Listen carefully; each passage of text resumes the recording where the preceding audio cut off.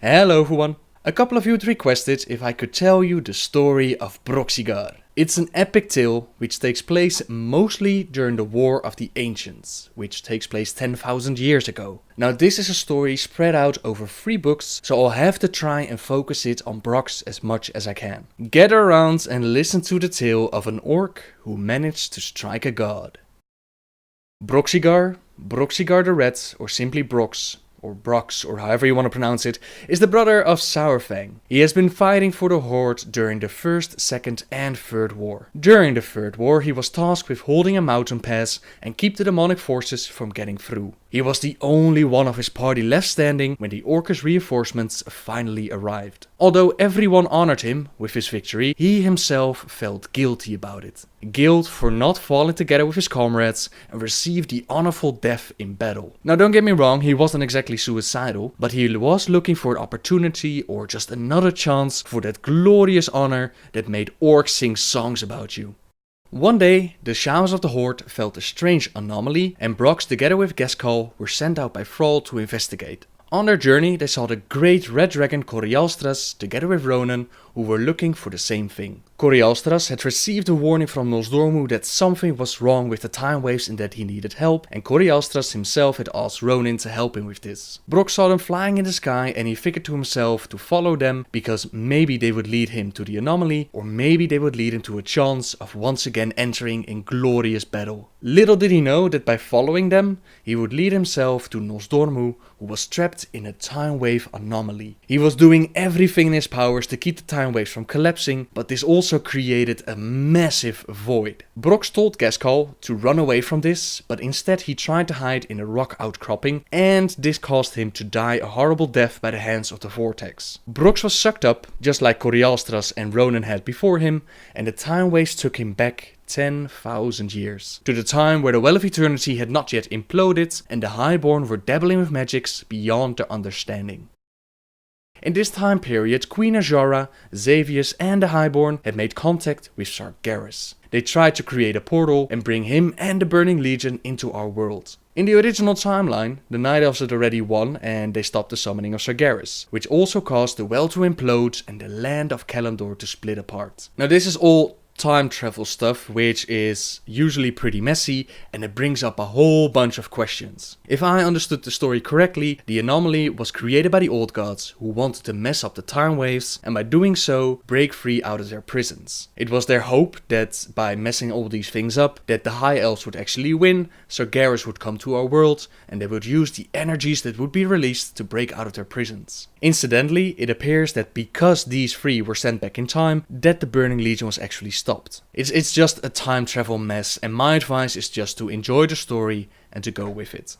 Anyways, Brox of course didn't know where he was or when he was. He had expected to be ripped apart by the vortex just like his comrades, but no matter what had happened, he knew that Thrall would want to know more about this place, about its inhabitants and what their intentions might be. If they were responsible for this anomaly, then he had to go and find out. He could die in a glorious death later. His first duty was to protect his people. Unfortunately, he was discovered by the Night Elves, but he was a veteran orc and he wasn't captured without a fight. It was because of the power of 3 moon guards, which made him powerless, which allowed them to imprison him. And to put it in perspective, normally it just takes 1 of these magical spells to take someone down. In his case, it took 3. Pretty badass. They placed him in a cage for now, until they had decided what exactly to do with him. One novice priestess of Elune, she saw Brox in his cage and she could not believe how her people treated him. Tyrande Whisperwind made her way to the cage and asked the guards if they would stop her from bringing him some more food and water. They would not stop her, and so she did. She talked with Brox, asked where he came from, and he told her that he was sent by Thrall, leader of the orcs. She couldn't really make sense out of this, of course, because Thrall wasn't even born in this time period, so she asked further on, which was a big mistake. Brox thought that she was interrogating him like the moon guards had before, but only now she tried to do it with kindness. He gave her his bowl back, trying to end this conversation, and as he did, he was struck by magic. a spell fired by Illidan, who thought he was protecting Tyrande from this beast. She was very mad at Illidan for this, and she told him that Brox wouldn't hurt her. She turned around and asked Brox if he would allow her to heal his hand. He offered his hand, flesh burned away, and Tyrande prayed to the moon to aid her. She was granted this gift from Mother Moon, and she was able to heal his wounds. From that moment on, because she showed him respect, because she healed his wounds, Brox honored her. He called her a shaman, which came as close to a healer in his mind as he could, and he was in her debt. Time passed on in the cage, and Brox prayed to the Great Spirits to give him one last glorious battle. One more chance to be worthy, but he knew that his fate was in the hands of the Night Elves. Malfurion Stormrage, twin brother of Illidan, was at the time studying the arts of the Druids with the demigod Cenarius. He had reoccurring nightmares about the Well of Eternity and the Highborns, and they had just begun his lessons of walking the Emerald Dream. Inside the dream, he found out that the Highborn were casting some wicked spells, but he wasn't exactly sure what to make of this. Surely their beloved Queen Azshara would never try to harm them. So he made his way to Tyrande to talk about this, and she told him the tale about Brox who was inside the cage. After talking with Brox and hearing his fantastic tale of how he came to their land, Malfurion felt deep within himself that Brox was vital in his concerns, was vital in the feeling of dread that he had about things to come. He could not just stand by and let things take their course, so he, together with Tyrande and even Illidan, freed Brox from his cage and took him to the glade of the Forest Lord Cenarius. The human Ronan and the dragon Corialstras had also found their way to the glade, and as Ronan the human and Brox the orc lay eyes on each other, they were about to fight. However, Cenarius would have none of that inside his glade, and you don't really argue with a demigod like Cenarius. In the meantime, the Highborn had managed to summon Hakare the Houndmaster, and with him came the fell beasts of the Legion. These fell beasts had followed Malfurion and Brox to the glade, and they were about to attack. The Night Elves, as they had captured Brox, they had taken his weapon away from him, so he couldn't exactly help defend the glade. But Cenarius had an idea, and they would make him an even better weapon. Together with Malfurion, they crafted an axe out of a branch, formed it to suit the image that Brox had in his mind for the perfect weapon.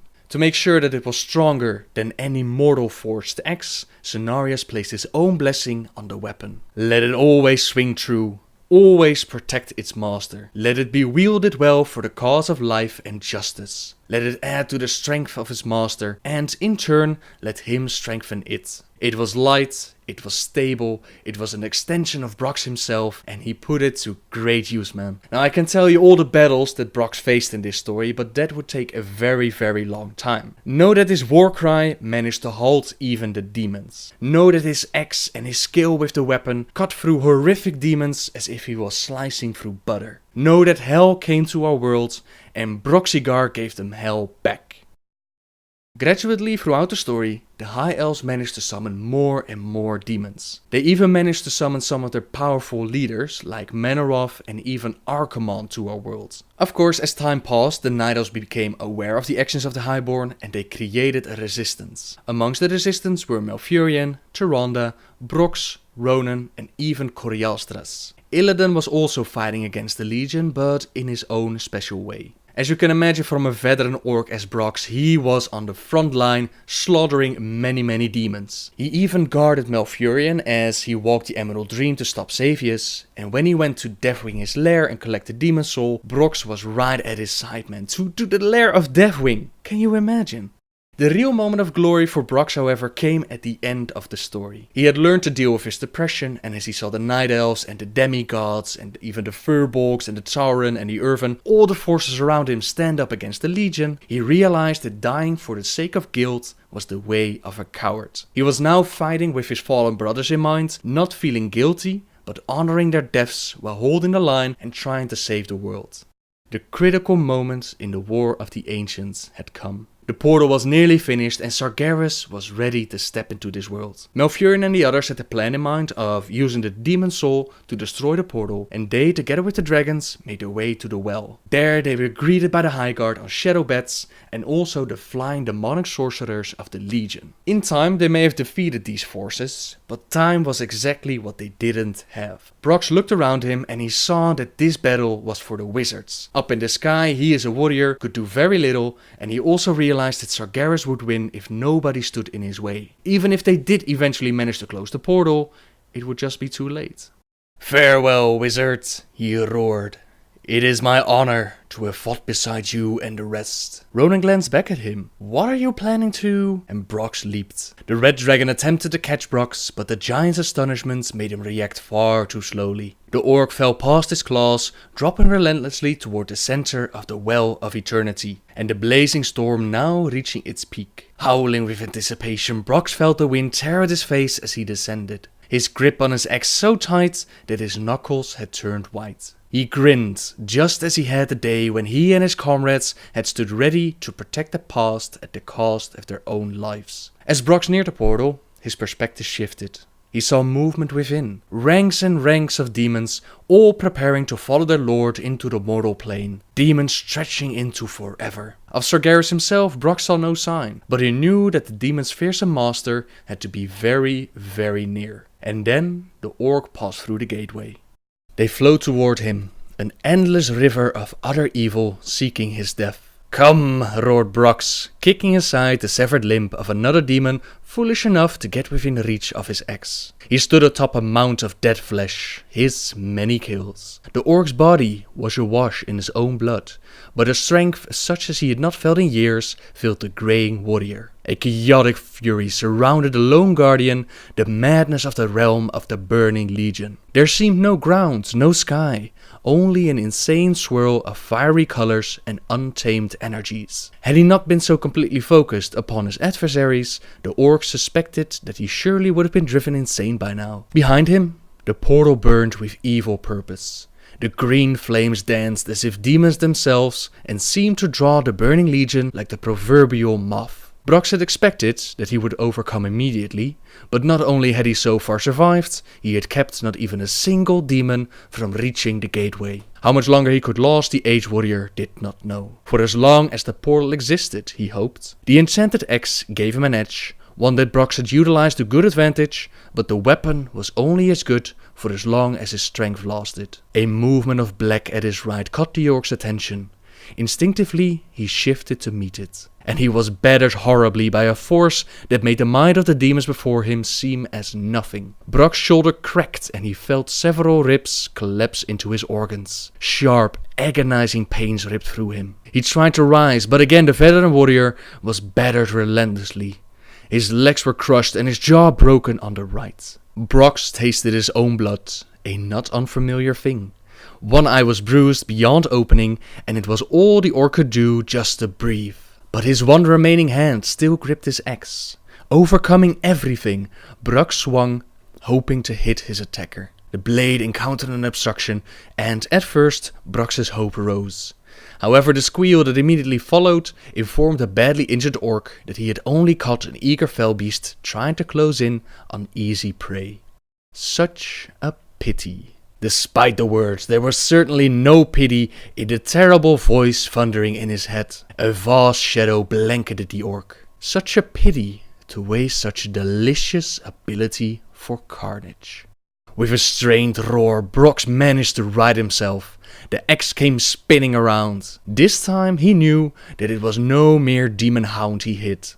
A resounding bellow of outrage deafening the injured warrior. Through what remained of his good eye, Brox had caught sight of a titanic horned figure in molten black armor whose thick mane and beard appeared to be composed of wildly dancing flames. The orc could not make out the giant's features well enough, yet somehow knew them to be both wondrously perfect and terribly awful at the same time. Then the titan raised one arm, and in it Brox beheld a long, wicked sword, the upper half of whose blade had been broken off. What remained was jagged and still very capable of slaying.